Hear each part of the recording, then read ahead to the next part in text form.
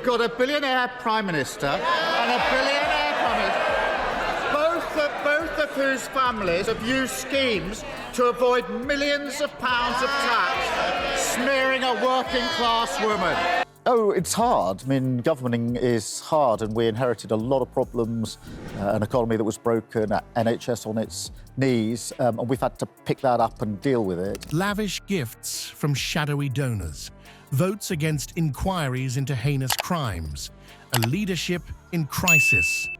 No, this isn't the plot of a political thriller. It's the reality of Keir Starmer's Labour Party. But as one MP's resignation sets off a chain reaction, we're left asking, is this the end of Labour as we know it? Keir Starmer's Labour Party has long presented itself as a beacon of integrity and change, a stark contrast to the perceived chaos of the Conservative government. But recent events have begun to pull back the curtain on what's really happening behind Labour's polished exterior. And let me tell you, it's not a pretty picture. The first cracks appeared with a string of resignations and public criticisms from within the party. Really going to turn something around, you have to do the hard yards up front. Don't look at a tough decision and then leave it for a year or two. So we're doing the tough stuff. Mr. Speaker, we live in probably a more volatile world than we've lived in for many decades. It is absolutely crucial. I think today is an answer to that question in a way, because here we are 10 days past the mayoral election. These weren't just your run-of-the-mill policy disagreements. No, they were symptoms of a much larger crisis brewing within Labour's ranks. Take Rosie Duffield, for example. This Labour MP didn't mince words when she likened standing with the party to enduring an abusive relationship. Ouch. That's not exactly the kind of endorsement Starmer was hoping for, is it? But Duffield's scathing critique is just the tip of the iceberg. Internal sources have painted a troubling picture of life inside the Labour Party. It's a culture of fear and suppression, where those who dare to voice dissent find themselves silenced or pushed out. Is this the open and transparent party that Starmer promised to lead? The resignation of Tulip Siddiq as Treasury Minister adds another layer to this unfolding drama. While officially stepping down to avoid being a distraction, the timing and circumstances of her departure have raised more than a few eyebrows. It's left many wondering what other skeletons might be lurking in Labour's closet. But perhaps the most damning revelation comes from an ally of former Chief of Staff, Sue Gray. They claimed she fell victim to an out-of-control group of senior male advisors. This leaves us with two equally troubling possibilities. Either Starmer was completely oblivious to what was happening under his nose, or he was aware and chose to let it continue.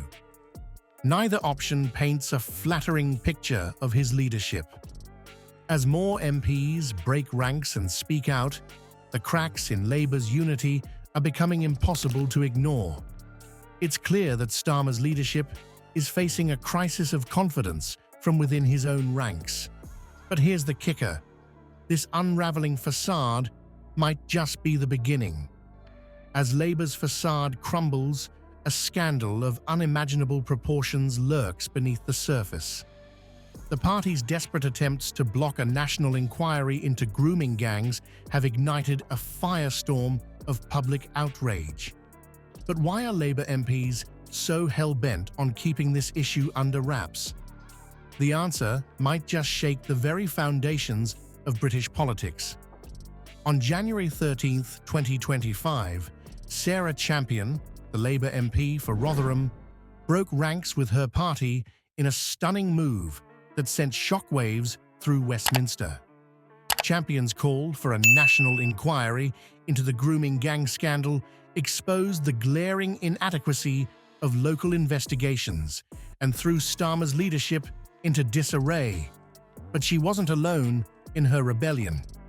Labour MP Dan Carden's subsequent support for a public inquiry revealed the first cracks in what was once a unified front. As more MPs find themselves unable to justify their party's stance, the pressure on Starmer is reaching a boiling point. The question on everyone's lips: what exactly is Labour trying to hide? Critics argue that the truth is far more sinister than anyone dares to imagine.